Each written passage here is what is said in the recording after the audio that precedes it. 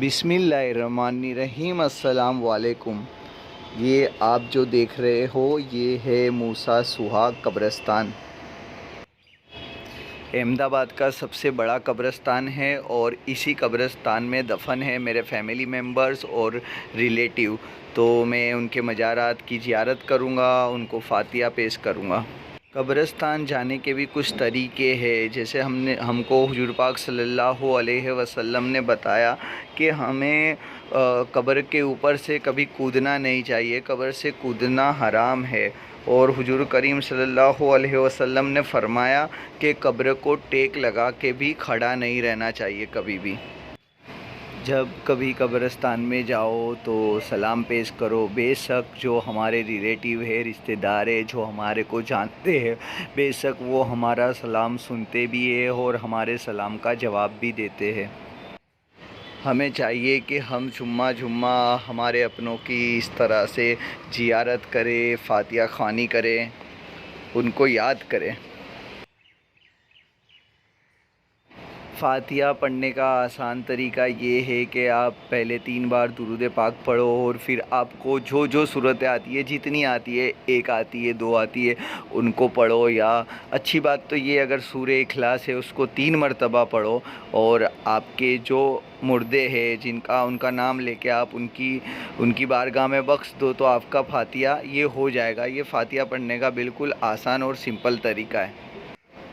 فاتحہ کی برکت سے یہ ہوگا کہ اگر کوئی مردے کو کوئی پریشانی ہے کسی چیز میں یا کوئی عذاب میں مبتلا ہے تو اس کو اس ساری پریشانی اور تکلیفوں سے نجات ملے گی۔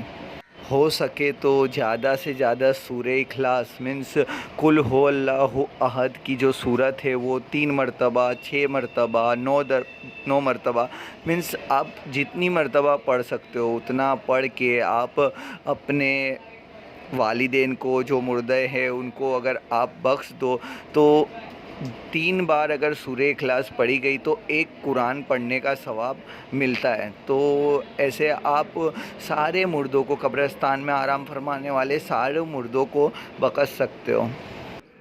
جب مردے کو دفنایا جاتا ہے تو وہ جب اس کو دفنا کے لوگ جاتے ہیں تو وہ ان کے جو چلنے کی آہٹ کی قدم ہے وہ بھی وہ سنتا ہے۔ تو بے شک مردہ تو سب کچھ سنتا ہے، جب ہم جاتے ہیں نا تو وہ ہم کو دیکھتا بھی ہے، ہمارا سلام بھی سنتا ہے اور ہم کو جواب بھی دیتا ہے۔ تو یہ کتنی اچھی بات ہے کہ ہمارا کوئی اپنے کو دیکھ رہا ہے، ہم کو سن رہا ہے، تو ہم کو بھی چاہیے کہ ہم ان کے مزارات پہ جائیں اور وہاں پہ حاضری بھرے اور وہاں پہ فاتحہ پیش کریں۔ اور ایسے کافی مشہور بھی قصے ہیں دنیا میں کہ کوئی قبرستان میں گیا تھا، اس نے قبر سے چیخیں سنی یا کسی اپنے نے اپنے سے بات کی، تو بے شک مردے جو ہے پکارتے ہیں اپنوں کو۔ مردے خواب میں بھی تشریف لاتے ہیں، اور اگر آپ اپنے کوئی مردے کو خواب میں دیکھو، اگر اس نے وائٹ کپڑے پہنے ہیں سفید رنگ کے اور وہ خوش نظر آ رہا ہے آپ کو، تو آپ اتنا جان لو کہ اس کے حالات قبر کے بہت ہی بہتر ہے۔ تو یہ بہت ہی بڑی خوشی کی بات ہے۔ اگر آپ کوئی اپنے مردوں کو اپنے خواب میں دیکھو، اس کو روتا ہوا دیکھو، یا اگر آپ اس کو کسی تکلیف میں دیکھو اپنے خواب میں، تو آپ اتنا سمجھ لینا کہ وہ عذاب میں مبتلا ہے۔ تو آپ کو چاہیے کہ آپ ان کے لیے قرآن خوانی کریں، آپ ان کو کچھ پڑھ کے بخشے، فاتحہ کرے، تو یہ ان کے لیے اچھا ہوگا۔ آپ کچھ اپنوں کے لیے پڑھو گے اور پڑھ کے بخشو گے تو ان کی روح کو اس کا ثواب ملے گا، اور ان کے اوپر جو بھی تکلیفیں ہوگی اللہ تبارک و تعالیٰ اس پڑھنے کی برکت سے اس سے وہ عذاب جو ہے وہ بالکل ہٹا دیں گے۔ اور روح تو کیا ہے، روح تو کبھی ختم ہونے والی نہیں ہے، وہ تو ہماری زندگی سے پہلے ہے، ہماری زندگی کے ساتھ ہے، مرنے کے بعد ہے، قبر کے اندر ہے، اور حشر کے میدان میں بھی ہے، اور اس کے بعد جب اللہ عز و جل فیصلہ کریں گے جو جنتی ہوں گے جنت میں جائیں گے، تو کبھی جو ہے نا کچھ ختم ہونے والا نہیں ہے۔ اس کے انسان کی زندگی تو چلتی رہے گی، بس اس کے سب جو آگے بیتتا جائے گا کہ دنیاوی زندگی، اس کے بعد قبر کی زندگی، اس کے بعد حشر کی زندگی، تو یہ ہم مسلمانوں کا تو یہ چلتے ہی رہنا ہے۔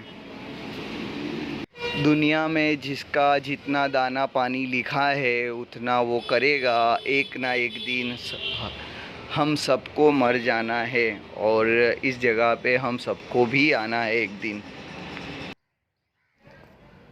اور مردہ اپنے رشتہ داروں کو پہچان بھی لیتا ہے جب مطلب کوئی گزر جاتا ہے اور اس کو دفنا کے جاتے ہیں اور وہ دونوں ریلیٹیو ہوتے ہیں تو وہ دونوں ایک دوسرے کو پہچان بھی لیتے ہیں اور ایک دوسرے سے یہ باتیں بھی کرتے ہیں کہ زندگی میں دنیا میں اپنے گھر پہ اپنا رشتہ دار کیسا ہے. تو ان کے خیر خبر بھی پوچھتے ہیں کہ مطلب میرا لڑکا کیسا ہے, میری بہن کیسی ہے, وہ سب کیسے ہے. تو یہ لوگ مردے آپس میں باتیں بھی کرتے ہیں.